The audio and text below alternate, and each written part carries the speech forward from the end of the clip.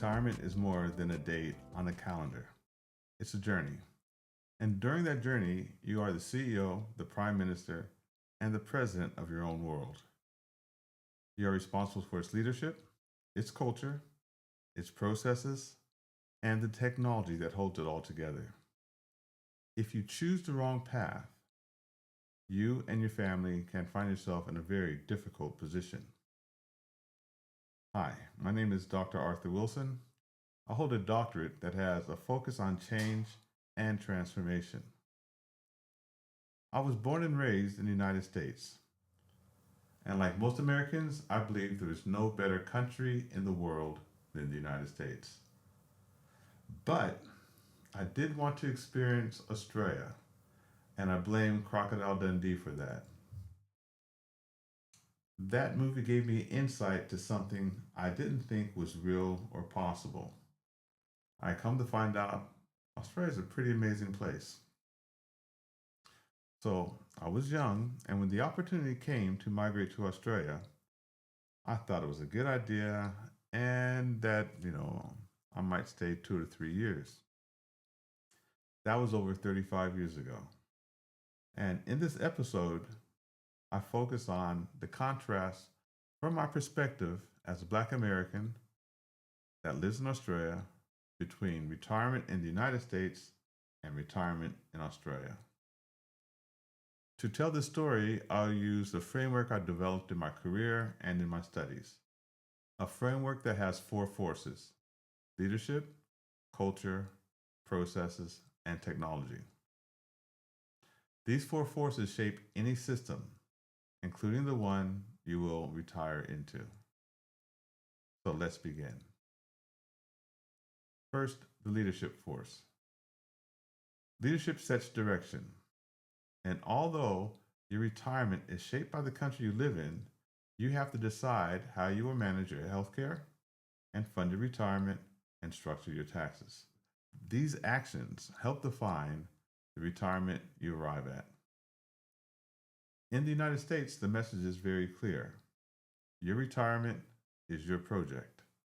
Save enough, invest wisely, and retire well. Get it wrong, and the consequences are yours alone. Growing up, I did not know how to manage a 401k. I was not financially literate, but neither were my friends, neither were my parents, neither were their parents. We are all descendants of the enslaved. Slavery and the aftermath was really not that long ago. Think about it. Through history, financial literacy was withheld from our communities deliberately, generation after generation. I think this was forged by decades of trickle down economics, which, if you look at it plainly, resembles plantation owners passing scraps to the people whose labor built the wealth. The chains of racism in America were heavy, and they held me back. In Australia, I learned what freedom means, not in a flag waving sense, but in a daily sense: being accepted, being heard, being appreciated. There's a weight that is lifted when you are not constantly read as a threat or seen as a threat. Now, racism does exist in Australia, and it's brutal and it's ugly. This racism targets Indigenous Australians who have been treated hard and very bad for a long time. There is a reconciliation process, but it's slow, it's hard, and the government recognizes that it's unfinished work. Australia's approach to life and retirement includes universal health care. There's mandatory contributions by organizations to your retirement fund. There's a safety net as a baseline. And none of these things require you to be financially literate to survive. If you are financially literate, sure, that may be a bonus, but it's not required. In America, the system requires you to be financially literate. In Australia, the solution is focused on all, especially those who do it tough. We call them the battlers. To me, that is good national leadership. Sure, it's not perfect, but it's pretty good. It makes it easier for individuals to set themselves up for decent retirement. Regarding culture, culture is what people actually do regardless of what the policy says. In Australia, equity and fairness are embodied in how people act. People of different races from different countries of origin live alongside one another and share knowledge and lift each other up. There is nothing here like an American ghetto. There is no zip codes that decide your future before you were born. Most of us have a chance to retire well in Australia. My only reservation, the Indigenous Australians need to be heard and action needs to be taken. Let me briefly discuss education because education is so important. In America, most people I grew up with did not think it was possible to go to university. The exception was through sports. In Australia, it's different. Higher education is encouraged and supported. Today, I'm happy to say I am living the American dream, but I'm doing it in Australia.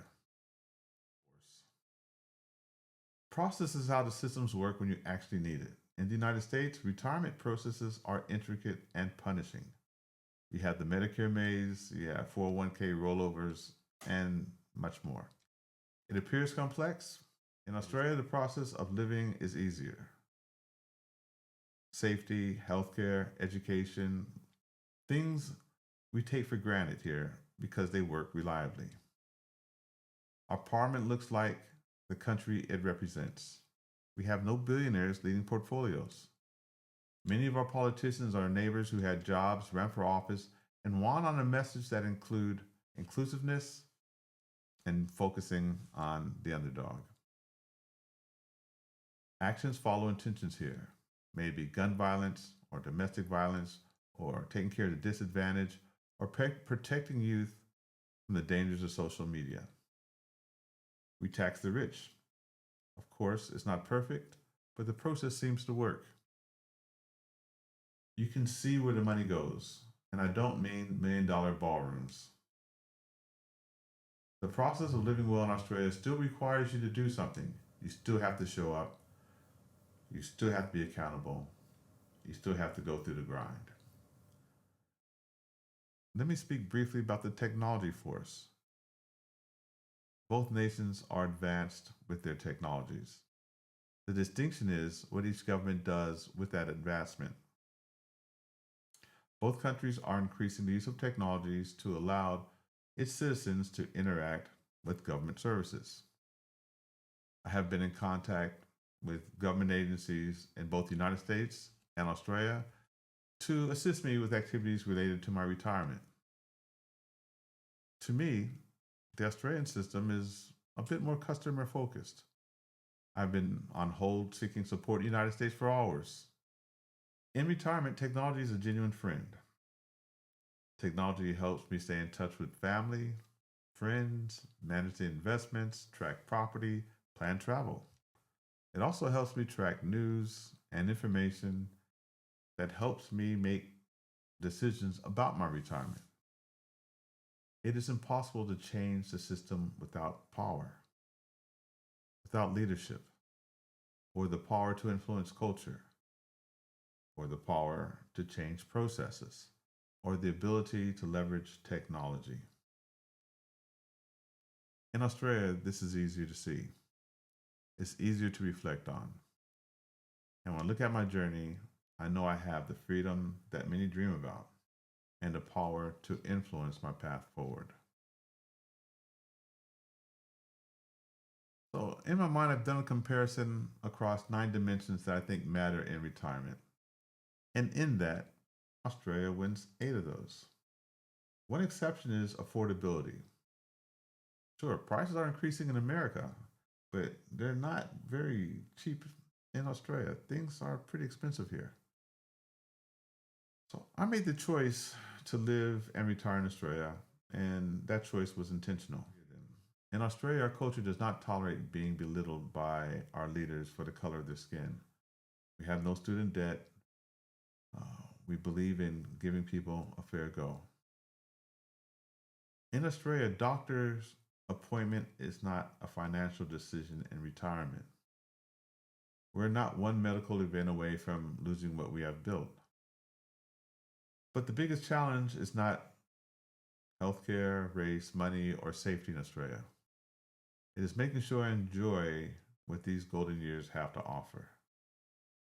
If that's my hardest problem, I'm a very fortunate man. Some thought I was stupid, and I know it was a bold move, but it was a good move to come here. And I'll always be grateful. I'm not here to tell you that Australia is better, but it worked well for me. Your experience could be a lot different. Thank you for listening. I'm Dr. Arthur Wilson.